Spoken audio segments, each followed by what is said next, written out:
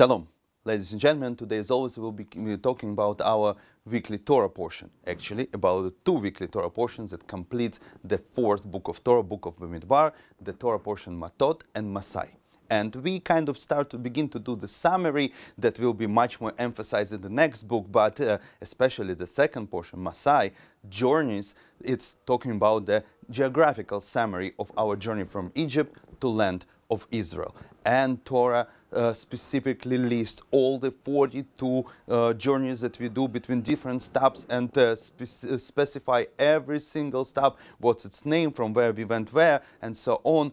There are a lot of explanation why it's so particular in the Torah. For example, the Slonim Rabbi in his book Netivot Shalom says that those 42 journeys were extremely important on a mystical level to that generation and also to all generations to come, as well as to us. It's so mystically important, this number 42, that the book Yitzur Shulchan Aruch that was written by Rav Gansfried in the second half of the 19th century, that became the book of law, uncharacteristically for the book. It brings the mystical reason why it's important not to make a break in the reading of all those 42 journeys, because he said the number 42, Gematria, the numerical value, Membeis, it's all of those journeys, they're part of 42 letters, holy name of God.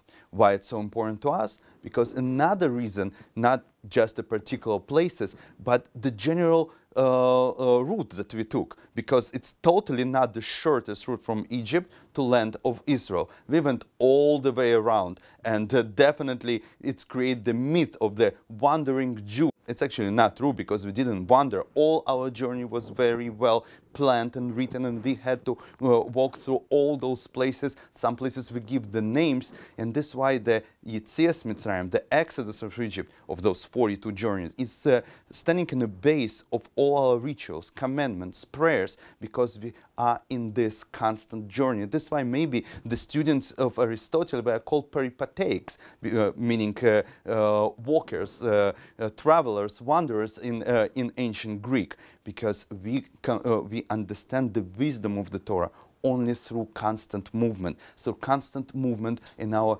journey of life, constant movement from Egypt to new steps, to new stations, to new realms, through new obstacles and challenges. And this Baal Shem Tov, the founder of Hasidic movement, he says that those 42 journeys, those are journeys in everybody's life, and God planned carefully our journey and our stops. And every single stop, either at rising up or failure, is important. And for example, every journey, every stop could be explained on a different mystical levels, but we don't have time to talk about all of them. But one of them literally represents this idea of the constant movement and constant journey, because it says in very technical terms, the Jewish people travel from Sinai to Kivrot Hatava.